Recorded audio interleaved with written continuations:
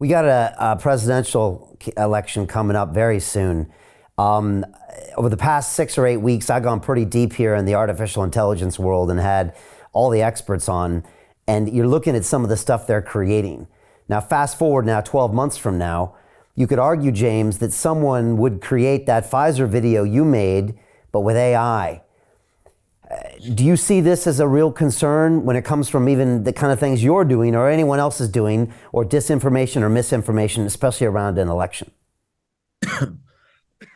Ultimately, no, because before videos, there was the written word, and we had to deal with libel and defamation and these sorts of things. And people could lie in written word. People could describe things inaccurately. In fact, that's what people have been doing for decades. That's the problem at the New York Times. They don't capture reality at all. They use words to paint a portrait with hyperbole and obfuscation and innuendo. So this is not a new problem. And there probably do need to be laws enacted. I mean, Congress probably has to do something in this regard, but this is not a new problem under the sun. And we live in the age of video. So I think that there will be a solution here somehow, some way. I've been in court so many times, and one of the things I have to do is put my hand on the Bible, and I have to raise my right hand and swear under oath that what I said was correct. So there are processes to deal with this. And there are libel laws.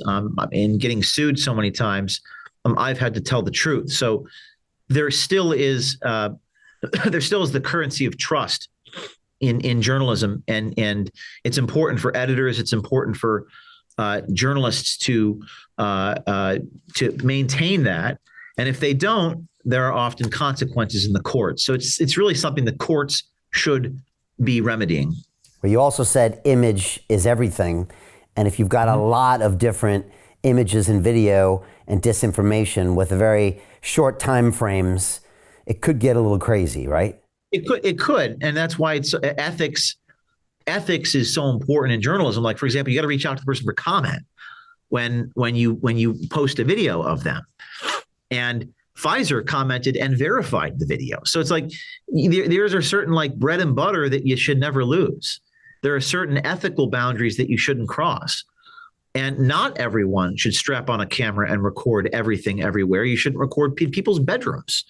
There are laws against that. There are torts against that. There are American laws that prohibit certain things from happening. You can't bug someone. You can't zero party consent, put a camera on their coffee table and walk out of the room. That's against federal law, as it should be. There are privacy laws. There are defamation laws.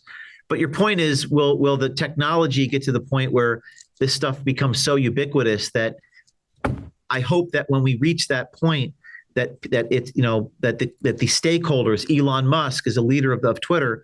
I hope, and I'd like to believe, that as the CEO of that company, much like I'm the CEO of my own company and I'm in charge of my company, that he takes the necessary safeguards to ensure that there are boundaries.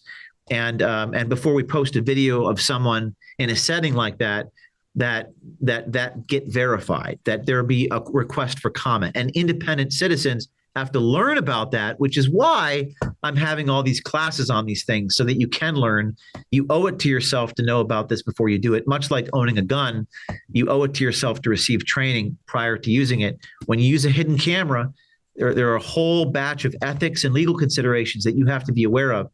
And I hope that will I hope that'll solve some of the problem. So Jim Rickards has just recorded a video that's not available to anyone in the public, and he's going to be talking about how this upcoming recession is going to be fast, it's going to be bloody, it's going to be nasty. But at the same time, he's going to show you how you can position yourself to profit from all of this chaos. Now, we've made this video only available to our viewers. Go to londonreal.tv/Jim. Watch that immediately. I can't say enough good things about Jim Rickards. He understands the global economic system better than any guest I've ever had on London Real. His predictions are almost uncannily true, and you can learn how to profit from his vision, from his expertise, and his understanding of economics. So go to londonreal.tv/Jim or click the link below. It's an excellent, excellent look on what's going to happen in the future and how you can position yourself to profit from that.